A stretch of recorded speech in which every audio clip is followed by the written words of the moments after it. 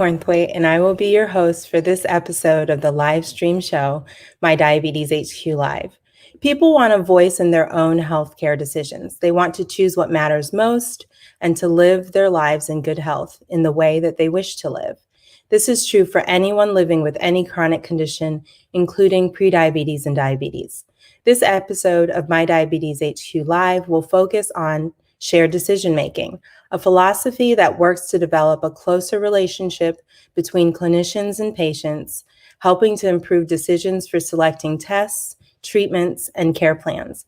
By fostering a discussion, shared decision-making aligns clinical evidence with risks and expected outcomes, while integrating the person's preferences and personal values and beliefs. Today, we will discuss how this can be applied to diabetes care and management. Today's episode is coming right up. You don't want to miss this.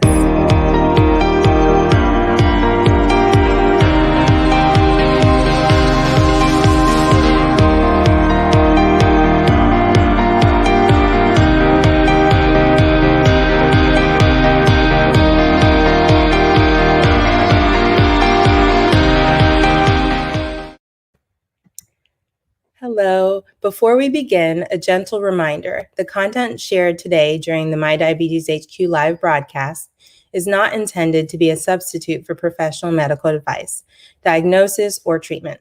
Always seek the advice of your physician with any questions you may have regarding any medical condition. This weekly broadcast is developed by and produced by Cities Changing Diabetes volunteers here in Houston and in our sister city, Philadelphia. Both cities are in the network of 27 cities working to improve diabetes prevention, care, and management all around the world. You can learn more about Cities Changing Diabetes by going to citieschangingdiabetes.org. The purpose of this live stream is to help people with diabetes and their support teams. And today we are here to help you understand shared decision-making. Before we begin and before I introduce our guests, I want to play a video on shared decision-making.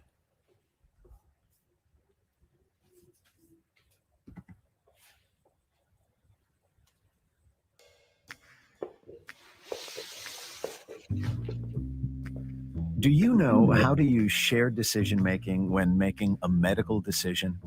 Let's first take a look at how you make important everyday decisions. Think about it. Buying a car, choosing a school, or deciding where to live? I bet for any of these big decisions, you did your homework. Talked your choices through with a family member, an expert, or a friend. And I bet you weighed your options, thought about your goals and concerns, and knew what was important to you before you made your final choice. Now you're facing a medical decision. You may be nervous or even scared.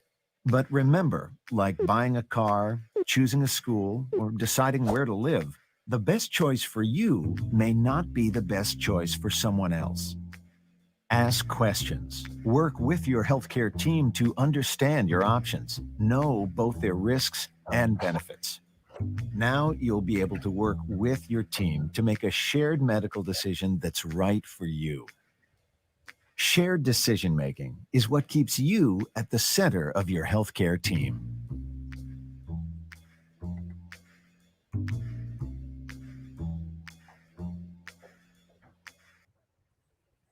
Excellent. So now that we've seen a depiction, I've brought some of our guests here with us today. Dr. Rao. Dr. Ajay Rao is an endocrinologist and associate professor of medicine at Lewis Katz School of Medicine at Temple University. Good morning, Dr. Rao. Good morning. Nice to see you. Nice to see you, always. And we have Dr. Yara Seisman Ilani, assistant professor at the Department of Rehabilitation Sciences at the College of Public Health at Temple University. Good morning, Dr. Yara. Good morning. Hi. And we are also joined by Serena Valentine, CEO of Core Initiative, a Houston-based nonprofit and peer support program coordinator coordinator for Cities Changing Diabetes Houston. Serena is living with diabetes. She works within the community, now virtually, to empower others living with diabetes to take the lead in their self-care diabetes management decisions. So we have this fantastic team. Hello, good morning, everyone. Good morning. And they're going to go over what shared decision making is and take this from a concept into a philosophy that you can take with you into your clinic visits and into your life today, this morning. So we're going to begin with Dr. Yara as she does research, valuable research on this. Research has shown that when people feel heard and they're given choices and control, this leads to better care, which leads to better outcomes. What should people living with diabetes know about shared decision-making, Dr. Yara? Can you begin by describing for us how shared decision-making can apply to managing diabetes? Yes. So shared decision making is basically about how clinician and clients, or physician and patient, can make a discussion about a specific medical decision. In our case, about diabetes, and the decision and the process of making the discussion should be person-centered care. The focus should be about what the client or the person with the diabetes or the patient, depending on the context, what this person would like to achieve, what this person needs are, preference, goals. Also, it is important to remember that according to shared decision-making, there are two experts in an encounter in a room. One is the clinician, obviously. It might be a dietitian or a physician, someone with a professional experience. But the other expert is the patient or the person with the lived experience of diabetes. The person with diabetes knows herself the best, know what works for her and what won't work for her. So there are two experts, and both of these experts should bring their expertise to make the best decision that will work for the patient. And there are a lot of definition and interpretation for shared decision making, more than 150 definitions. However, the common theme is that a decision has to be made in a clinical medical encounter. One more thing about shared decision is that we know that it can improve health outcomes. And we also know that there is no one or treatment. So similar to precision medicine, there is a need to find the best medical and non-medical care, and that's why shared decision making can really help. Yeah, that is so great. I really love that you have highlighted that there are two experts in a shared decision making conversation. The person who is living with diabetes and the clinician. Can we ask? I just want to take this kind of idea and talk to Dr. Rao about how you apply that concept in your care with your person-centered visits.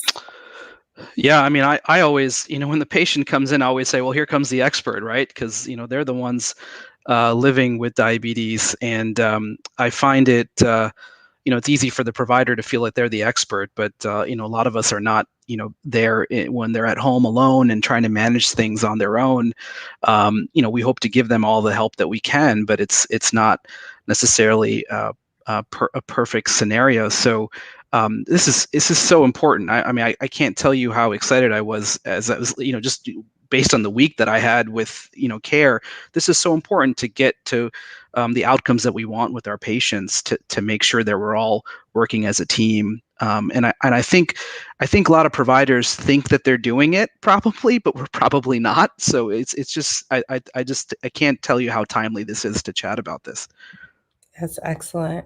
And Yara, just to help all of us, especially since we're clinicians and Serena works directly, we all work directly with patients day in and day out.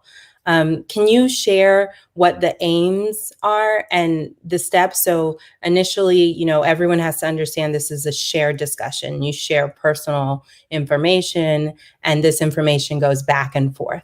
Just as Dr. Rao said, the expectation sometimes is that the doctor will know everything and will tell you exactly about you. But it's a shared, discussion. And then if you can tell us, in addition to knowing who the players are, what are the other aims? What are the other steps?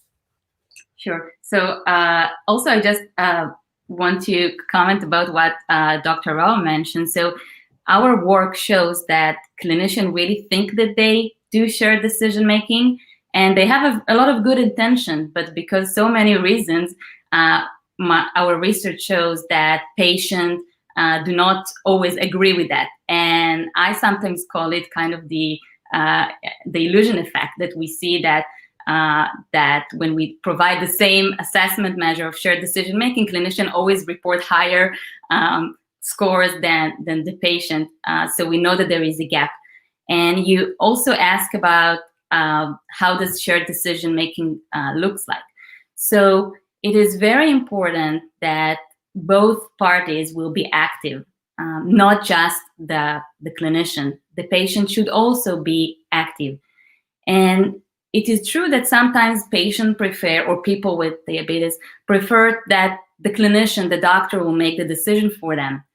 And that's still okay in shared decision-making as long as the process is shared, meaning as long as that both the patient or the person with diabetes told their background, what's happened with them, where they're coming from, what their socioeconomic status, what is their insurance status, what do they prefer, what works for them, what didn't work for them. I've seen in one of the previous episodes of Cities Changing Diabetes that there was an example about a person with diabetes that decided to change the diet. I think Serena, you told about it, or Marianne, I don't remember, but and it is great. The person changed the diet, the food consumption, but the clinician was not aware about it. And the clinician should be aware about it because they prescribe the medication. So this is an example of how not sharing some information can really lead to and affect the health outcomes. So it is very important that there will be trust in the encounter, and that the patient will feel that they can share with the clinician everything that's related to their diabetes care, but not only things that happen at home, things that happen in life, things that can affect the ability to manage the diabetes care.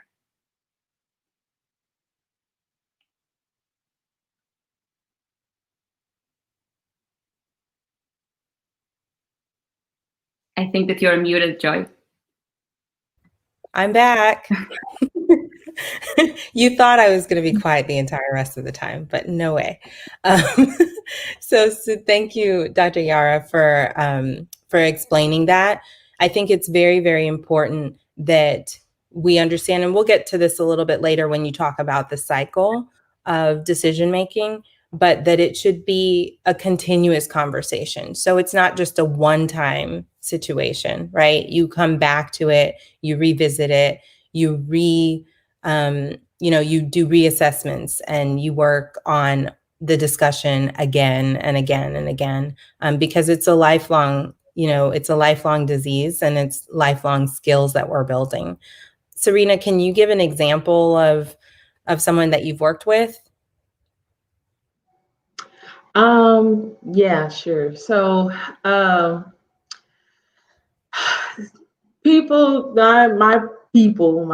participants, I love them.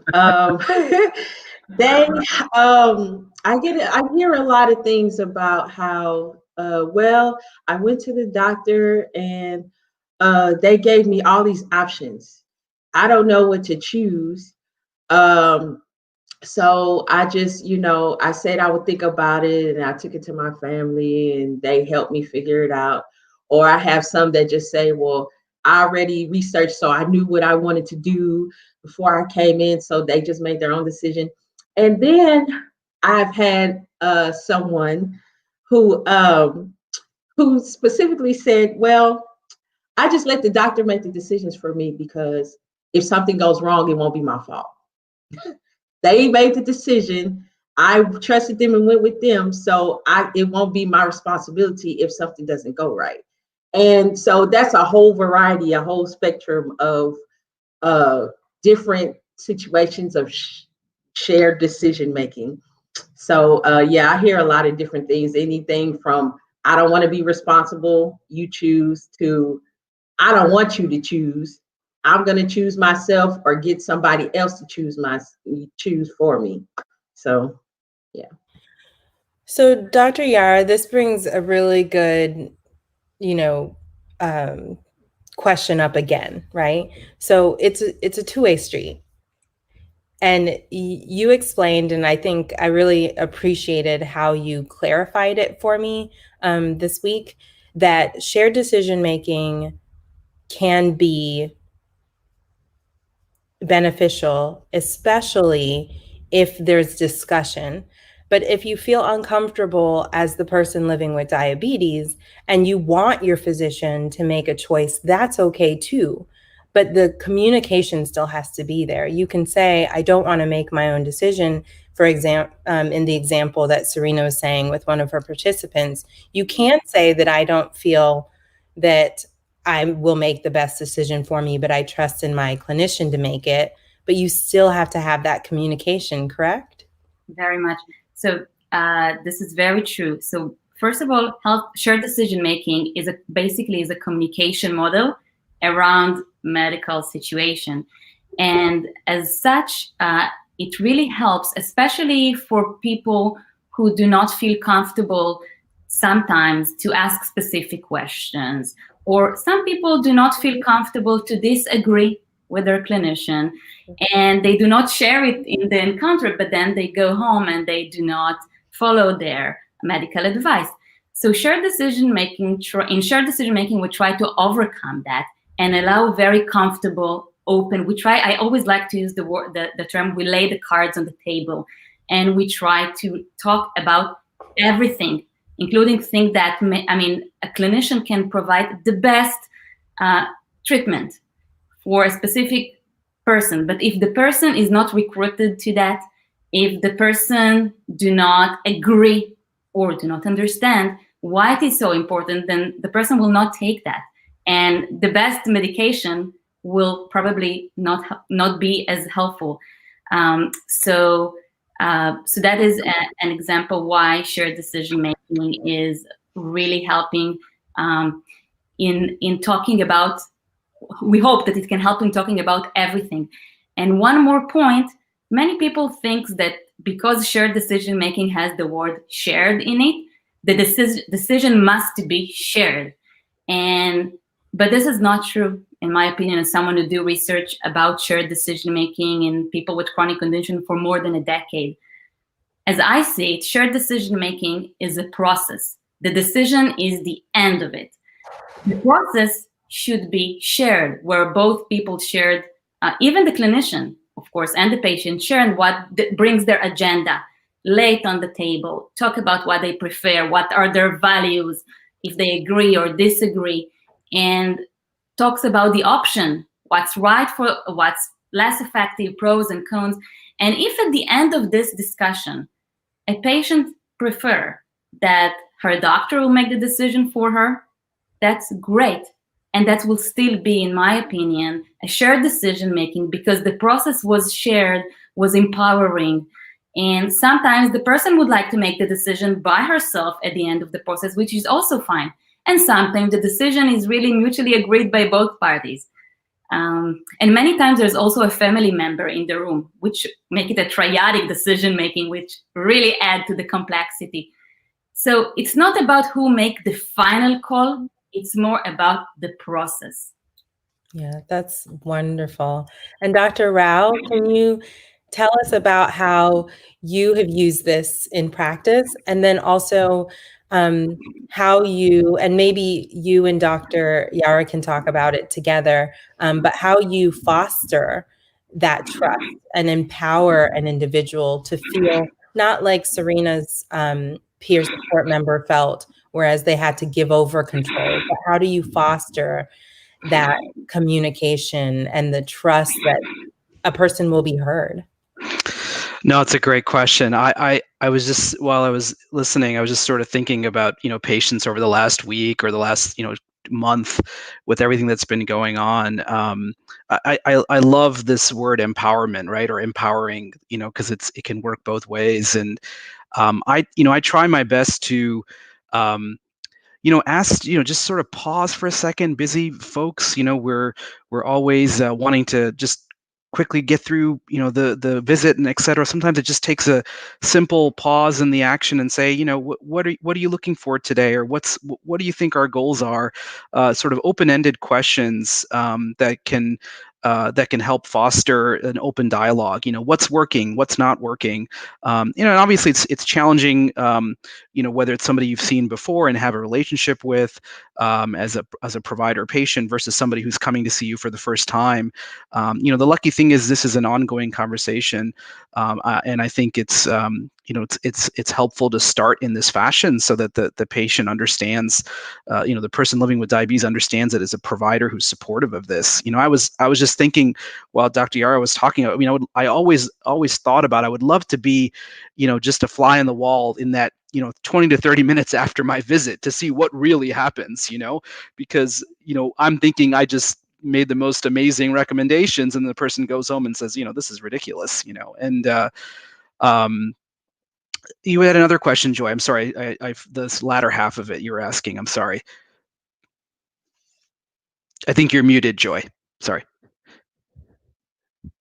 I was asking, how does a person feel comfortable? How do you foster not just the empowerment, but also the trust? Yeah. People want to be heard. So sometimes I think, as you're saying, and I think your explanation was really great in that as you come in, you take a pause and you honor the fact that this person is the person that you're seeing now. I think that is very, very powerful for a person who is sitting in front of you in a clinic setting, because they in their mind think that you're thinking about the next person, right? Yeah. But you want them to know that they will be heard. I think that being heard is critical, because if someone tells you something that's very, very personal and you don't address it, or you ignore it, or you move on, it's telling them that it's not important. And for them, it might be the most important thing today about themselves. And so I think you answered it when you were discussing it. You can empower someone and you can build trust by just taking a pause and listening. And I know, Serena, you work with peer support, so you know how important it is for people to feel heard, right? Yes, most definitely. And once that door is open, it's open. Mm-hmm. People will begin to tell you everything. But it's important for them to even if they talk too much, that's better than not talking at all. So because then you're faced with, was what we decided, or did I coerce them to that decision, or did someone feel did they feel open enough and trustful enough that they gave a decision that won't be changed later on? And that brings a good question up, Dr. Yara. Can a decision that you make together in real time now, can that decision be changed by one person after? And then how important is it to communicate that change, be it from the person or the clinician? Well, of course. So decisions, especially in chronic condition like diabetes, always we have to make a decision. And this is the long-term relationship between the patient and the clinician. Sometimes those are new meetings when it's a new doctor or a new patient, but most of the time it's really about long-term relationship. And decision always need to be changed, and we have to talk about it, because what that works now may not work in 6 months for many reasons. For example, there is I think that the American Diabetes Association, the ADA, has I think it's a new program about affording insulin, for example. So imagine that there is a clinician who really prescribe medication for a patient, and the patient cannot afford that because maybe the insurance is not enough, or there is not option to take it. So the patient will, and if the patient embarrassed of sharing that, or believe that the doctor is not care about her and do not want, if the patient feels there is no room to share that because it's not medical per se, then what would happen is that the person will not take the medication. However, if the doctor, the clinician, can help in creating an environment that the patient voice can hear, and also other things in her or his life, their, if they're working or not, what is their insurance, what can they afford and what not. Maybe the clinician can recommend, there is some clinic that work with the ADA and provide a discount service, or there is other option to take this medication. And if not, let's think together what can be a supplement approach.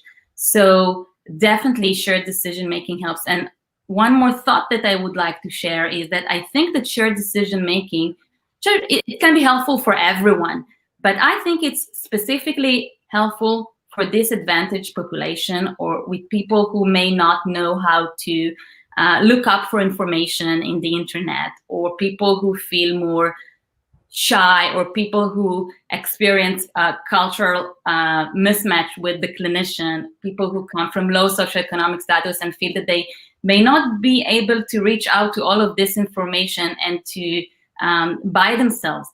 So by making a shared decision-making discussion, we allow everyone to ask questions, and this is the point, to ask and to discuss. And when we do that, we actually promote health equity, because we just give people, allow people to have better choice, better say, and better exposure to what great treatment and program exists in diabetes world nowadays. Mm-hmm. And that actually brings up you answered in part this question from Klaus. How does the clinician factor in social determinants of health when engaging in shared decision making? Do you want to take that, Dr. Rao? Yeah, I mean, I think first and foremost, obviously we cannot ignore it, and I think luckily a lot of our electronic health records are doing a better job of doing a screening for this, because clearly this has ramification on folks' control, people living with diabetes, their control, and as Dr. Yara mentioned, health outcomes. I think the clinician has a tremendous role in this. I think there's clear evidence that shows that social determinants of health are crucial for outcomes in a variety of chronic disease models. So to Klaus's question, I think the clinician plays a tremendous role. And I think, these environments, you hope that the provider is bringing it to you as a patient, but I think also if the patient feels that environment's not there, take the initiative and see if the environment can happen if you bring up these topics. And this is important because it's easy to just constantly prescribe things and not realize that a person doesn't have a fridge, or a person doesn't have an ability to store the product somewhere. They're sharing things, and so these are things that we have to ask about. And I must say, I think luckily there's been a lot of importance placed on this in the last, I would say 12 to 20 months, especially with the public health emergency. But this is something that we have to really pay attention to as providers. And so how do we initiate shared decision making, right? When a patient feels that, or a person feels that they want to be involved in their healthcare and they want to step up, I know for me, if I notice that someone might feel a little uncomfortable in the setting with me, I invite them to bring someone else with them, because sometimes you just need that like hand to hold or another physical human. And I know it's very difficult right now. During this pandemic, a lot of clinics are either virtual or they're only allowing in one other person with you, and it has to be like a specific reason for that. But I really enjoy having the person bring someone that's their supporter with them, because I think it gives them strength. I don't know, is that right, Dr. Yara? Should we be looking for other ways to do that for people who may feel shy? Well, first of all, I think that if you find something that works for you and for your clients, then I'm sure it's right. So in shared decision making, we always try to explore new ways to engage. And when I'm talking about engagement, it's about at least two people, and maybe even more if a family member or a peer is a part of the discussion. So we have to make both parties fully engaged. And how we can do that? So before the appointment or before a medical encounter around diabetes, from the side of the patient or the client or the person with the diabetes, we can work with peers, we can work with family members. There's a lot of information. We have to make sure that the information is evidence-based, but there are a lot of sites, including ADA and NIH, NIDDK, and the World Health Organization and the NHS in the UK. And there's a lot of resources that provide us with information about diabetes and about the options. So a preparation phase is very important by knowing what we know and knowing what we don't know. On the clinician side, there also should be some preparation. So first of all, I really hope that clinicians will be trained in shared decision-making and in health communication as part of their studies and as part of their ongoing work.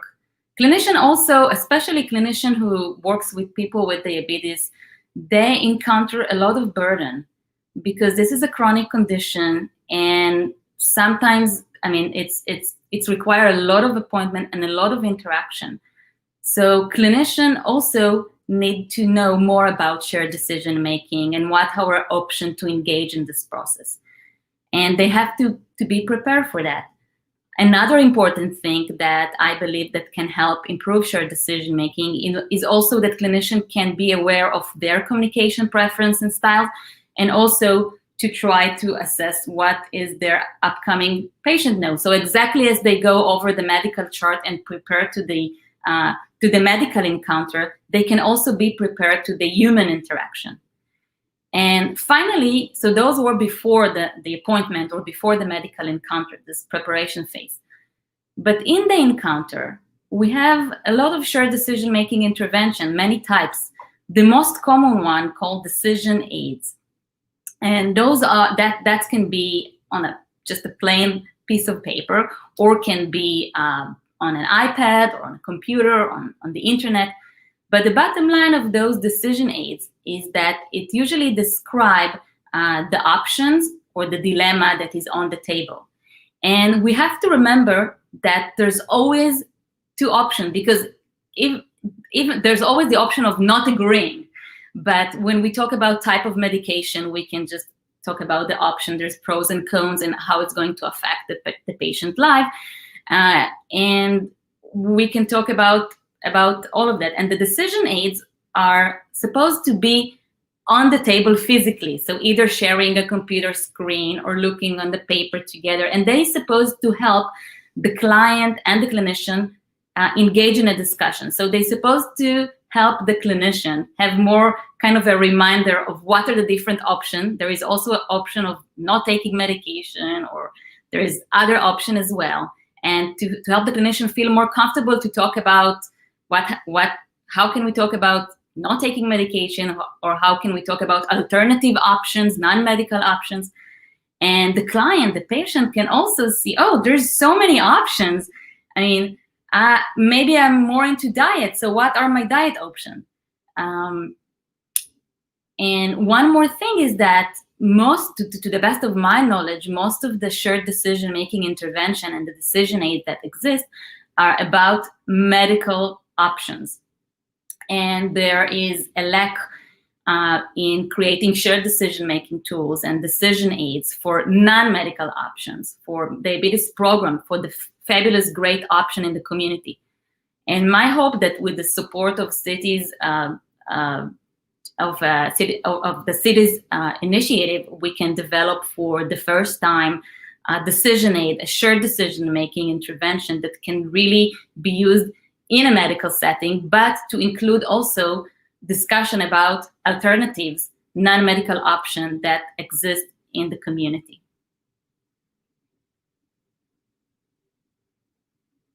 Right. So this is really great. It's actually got a lot of questions going on in my mind right now. I was like writing. I wanted to write. I wish I had a paper because this is like all just amazing. So it's so good.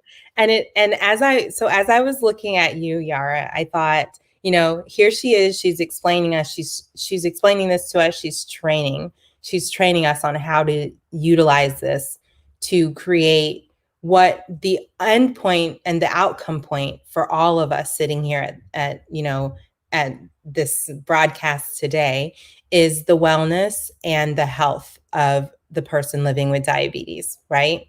So I'm seeing Dr. Rao, I'm seeing Yara as our trainer, as our educator, and I'm seeing Serena as both a peer supporter and a person living with diabetes. And I see how each of our roles will play together. And I think that that's the beauty of the foundation of Cities Changing Diabetes, right? So as a diabetes educator, one of the things that I talk to my doctor about oftentimes is that we see patients or people living with diabetes ahead of a physician visit as much as we can. And if they're in a peer support program with someone like Serena, who understands skills and can help skill build, when that person living with diabetes comes to Dr. Rao, they've been boosted by one, education. They know that they have a voice and they should have a voice. And they're able to open that communication, portal. So I think that in addition to training clinicians and training their teams, training community members, and then also training people living with diabetes to have a voice, I think everyone has to be involved. What do you all say? That's crucial. I mean, I think, what Dr. Yara was saying, I was mentioning, I mean, there's all of this stuff is just so crucial. And I think that the couple of things that really came to me was this sort of preparation for the visit, right? You know, when you see patients who are, this can't be for everybody, and I get it, but somebody coming in with a sheet of paper, even jotted down 3 or 4 items that they want to bring up, it's so great from the provider standpoint, because I do think that sometimes providers bring that burnout to the environment. And so it's great to see patients engaged with bullet points that they want to discuss with their patients, however that may be, whether self-generated or sort of boosted by the diabetes educator. So I think those are just such valuable points for our patients living with diabetes, because it helps the visit so much more to be efficient. Yeah. So I've had several patients. So this week, I had a patient living with diabetes who I had done a conference with her, and she went in to see the physician later on in the week. And then I did a follow-up visit with her. And so the prescription said a certain amount of medication at certain timing. And so when I called her as part of the session, I verified which medication she was taking, what timing, all of this. And she actually said to me, well, we decided that we would order the medication. But then when I got home, my husband and I revisited it, and we decided we would start with the first layer, which is meal planning, and exercise and hydration first. So I haven't started the medication yet. But I already discussed that as a possibility with my doctor before I left the clinic. So she told me just to make sure that I wrote down which option I chose. And it was just like, that's amazing. What we're talking about today. Yeah, that's amazing. And she, everything wasn't to goal. So this coming week, she'll probably have to add a layer of medication, but it will likely be a different dose of medication, a far lower dose, because she made the first step with dietary modifications. They've added exercise. They're doing, she's making sure to stay hydrated. So her values have come down from where they were before, not 100% to goal, but they already made the decision that the decision may be adjusted in real time. It was beautiful. It was really great. Amazing. And here. And she didn't, she wasn't afraid to tell me that she wasn't taking the dose. She knew that she had the option to do that. And I wasn't surprised to hear it, because I know that that's how my physicians practice. And that's so important too, Joy. I mean, the fact that there was no surprises, and, that something didn't happen, it sounds like it all happened organically in a nice way, so that so the patient doesn't feel I did something wrong. You weren't saying, oh my God, you did that, so that's just great, and to see the effects. What do you think, Dr. Yara? Did we do okay? Well, I think you do fantastic, and both of you are clinician, different type of clinician, and I think that you are really at the front line. I think that we see now, I will talk as a researcher of shared decision making. There is some challenge in implantation. There are individuals' effort. There are clinicians who are more dedicated to that, and there are clinicians less. There are patients who are more aware about it and know about it, and there are others who are not. And I think that one of our purposes is really how to help in implementing that.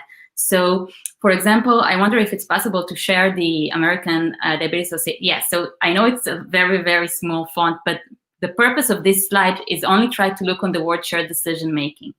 So this is taken from the Standard of Medical Care in Diabetes 2020, and look how much shared decision making is in there.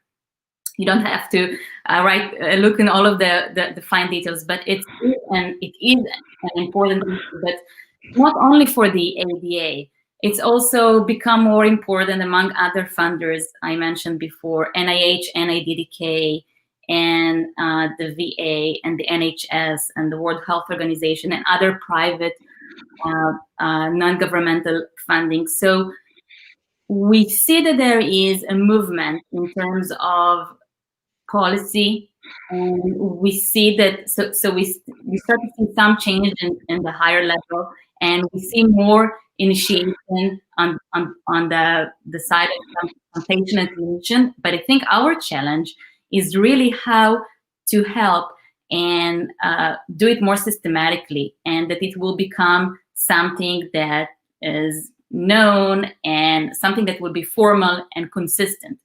And this is, I think, one of the challenge for me and for my colleagues who do shared decision-making research in diabetes and in other chronic conditions.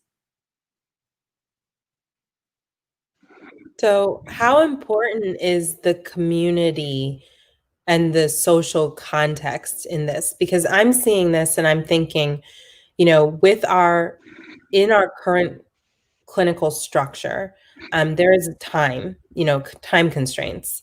And so I see our roles as diabetes educators, as community health workers, as peer supporters, using as many elements that can grow around an individual and give them support, I think will make the shared decision-making process less complex. Would you say that that's true, Dr. Rao? Yeah, I mean, I agree. I think that's, understanding where patients are coming from, what their setting is, and what communities they live in, and how that can feed into this, I think is important to have the best effect. I'm sure Dr. Yara has a lot more to say on that, but I think that's important, very important. I also agree with both of you, and I think that shared decision making is a method, is kind of a language, and if we will make sure that we practice this in the community and in the medical encounter, then maybe slowly or gradually, people with diabetes will start to understand that, or start to actually use it more. So that will become the new standard.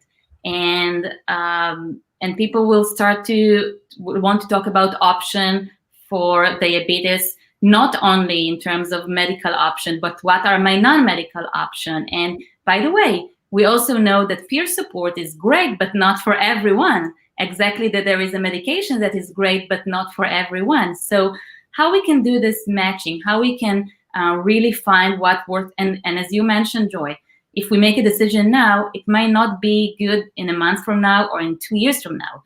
So we actually need to, in my opinion, to endorse the practice and the notion and the philosophy of shared decision making through all of the levels, in the medical encounter and outside of that, with peers, with family, in programs, and because this is basically what it helps us to find what works better for the person who needs to manage his or her diabetes 24/7. Yeah. And Serena, keeping in mind what Dr. Yara is saying, what Dr. Rao is saying, to have someone know about themselves and know how to bring that information to a clinical setting, to allow them to make good decisions. What do you do to help people build their skills on your side, as a person living with diabetes who's living and walking this journey, and then teaching others to build their skills in sort of self-advocacy? What is your peer support team? What do you all do? Well, I use my personal experiences as like teachable moments. And so a lot of times, most of the questions that I get asked in peer support is like, how do I do this? How do I do that? I got a story for it. As y'all already know, I got a story for everything. But, a lot of times when people hear your story, your experience, then they can take that information and say, okay, so maybe I can do the same thing, or I can do this, but I can do it this way since I'm a little different. So I kind of use my stories to help people out. Also, when it comes to helping people kind of know what's in the community, what other resources they have access to, I was going to say that whenever, and I always talk about collaboration. With shared decision making, I think it's going to be important that even the community workers and clinicians have some sort of a link or a bridge where, for example, you can link up, two organizations can link up, a community organization and a clinic can link up and say, okay, we're going to whatever we hear here, we're going to direct these people to you. And the other organizations say, okay, we're going to direct these people to you, some sort of partnership, to where even with social determinants of health, I do it all the time. When I hear people say, I need food, okay, so I figure out, I say, hey, okay, I'm going to get back with you in a little bit for that, and I'll send them a message with information, website links, directions, addresses, phone numbers. That's something I do myself, but that's something that can be done on a wider scale as well, as far as sharing information, sharing resources, so that it won't be like, oh, I'm going here and I'm going to this doctor and I'm going to that doctor, and it feels like you're going to 4 or 5 different houses, when it can be like, okay, everybody's saying the same thing. So then maybe that's going to make me choose, okay, well, maybe I should just go along with this way. That's, to me, that sounds a whole lot like shared decision making as well. Mm-hmm. And I think in terms, because I hear what you're saying, Serena, in building a person's trust, building a trust in resources that you can then use the trust that you've built to help that person and empower them to do more for themselves. Because it's very hard to get someone's trust and then say, I will help you, receive access to food, and then contact a resource that and that resource isn't a good one for that person. Mm-hmm. So I feel like there's got to be some way, and I know Yara, you're working right now on a proposal, but there absolutely needs to be a way to make shared decision making and its tenets and its like pieces uniform throughout, to make it something that happens on an everyday basis, and then to capture that and capture how that improves. I know that we've been trying to do that, in our clinic, kind of explain why the philosophy and why the way that we do the stuff that we do seems to work really, really well. But I'm hopeful that you and your team will be able to capture that for us, because we call it expectation management.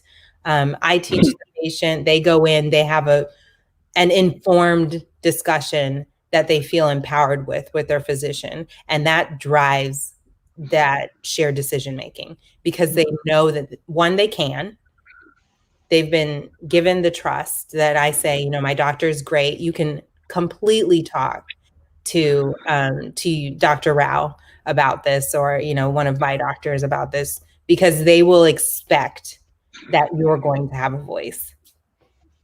And I think that setup is really important. Yeah, I agree. No, I think I like this concept of you mentioning where the whole sort of the practice or the setting is understanding of this concept, and I'm also looking forward to Yara's work, because I think that standardization, I mean, not standard, but sort of a methodology to it is going to be helpful. But also, I think I think that patients can also feel comfortable bringing this up and not feel, if that it's, and not see a provider thinking it's coming out of left field. And that can be challenging. I can only imagine how it might be for a patient to sort of bring up this concept. But I feel like patients are, I have patients who come in to see me and they'll say, oh, Dr. Rao, the last visit you said to do this. I want to tell you something because you've always told me to be honest. I actually didn't do it. Right. I didn't. And that's sort of, at least you get to begin that's where I think this discussion can immediately start, because then the question to me should not be, oh, you didn't do that, blah, blah. It's more like, why didn't you do that? And let's find out and dig deeper to figure out what's going to be best for you. Yeah. Or did you do something else that was? Yeah, exactly. That worked better, probably. That worked better. Yeah, which would be great, and then I can just get out of the room and be like, you're all set, but that's all right. It could be both ways. Correct. Yeah. I usually tell my patients that they're, that they've been superstars. They've already addressed, they've made I hit the easy button, that they understood the concepts, and they understand their trends, their glucose trends, and they made a change, and it's okay. I think we have to keep saying, like Serena says, and Dr. Yara says, it's okay to make a different choice today. If it wasn't working and it needed adjustment, it's okay. Let's just be open about it. Right? Yeah. No, the openness is crucial. And, yeah, it's. I mean, just even thinking about Dr. Yara's work and what she's interested in. I mean, this concept of, I just all of a sudden feel less burnt out already, because I feel like, sure, I'm still going to be the provider and looking for safety and making sure we're getting people on the right medicine. Finally, I feel though that maybe I have some help, in this shared model. So it's it's exciting. I can't wait to get back to work on Monday because I have some new skills in my tools. You know, my new tools in my little skill set. So yeah. So we're coming towards the end, and I want to talk to you guys all day, obviously, about it. But what are some takeaways that you want to leave today with all the things that we've learned about shared decision making, and all of the ways that we've seen that it can be very, very powerful to giving people their self-motivation, improving the way that they care for themselves, and generally improving lives. What are your takeaways? And Serena, can you start us off? Sure. I'm going to say communication. It's very important that I come from a patient perspective. It's very important that you communicate with your physician and your specialists. If you're dealing with diabetes, you have other specialists as well, that you communicate with them what is going on with you, because nobody is going to know what's going on with you like you are. And so your doctor visit is not just for someone to tell you what to do or to make sure be the police of diabetes or whatever. They're there to also help you in making decisions. So it's very important to communicate. That's wonderful, Serena. I love that. Dr. Yara? So I will say, like Serena, communication.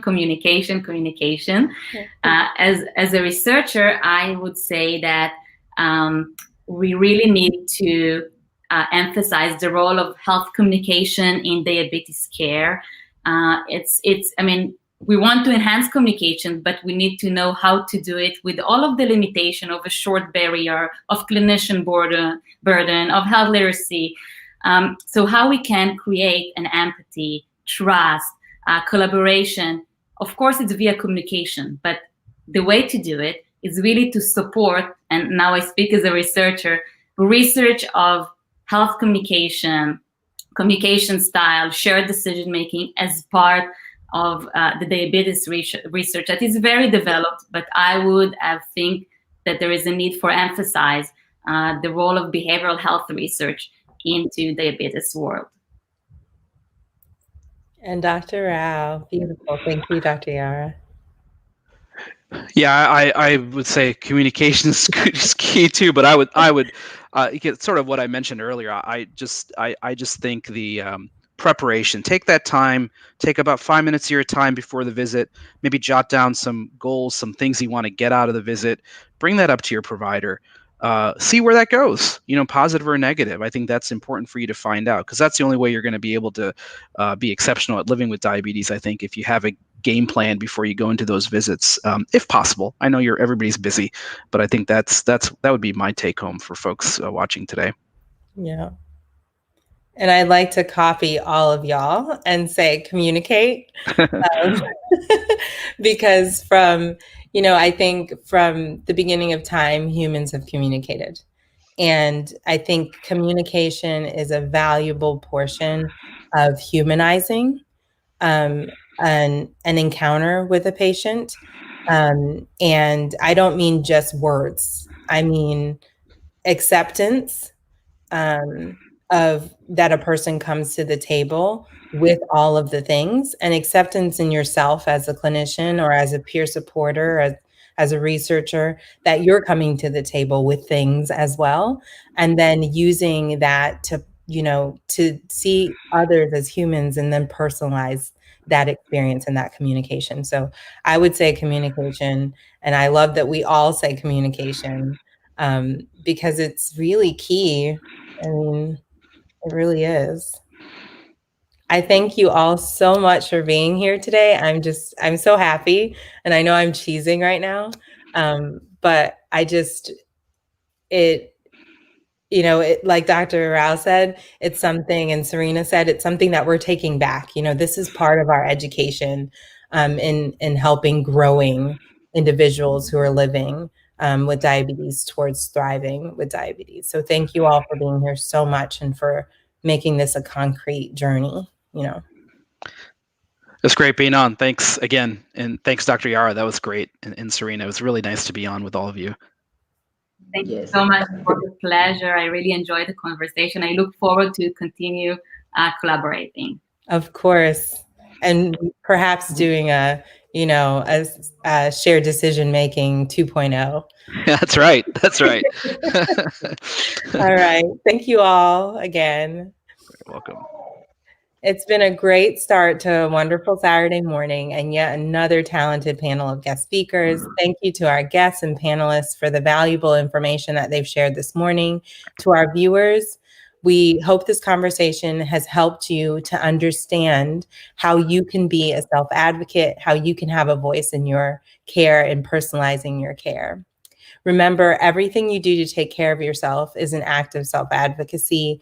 And every decision, every communication that you have with your clinicians and those that support you is incredibly important.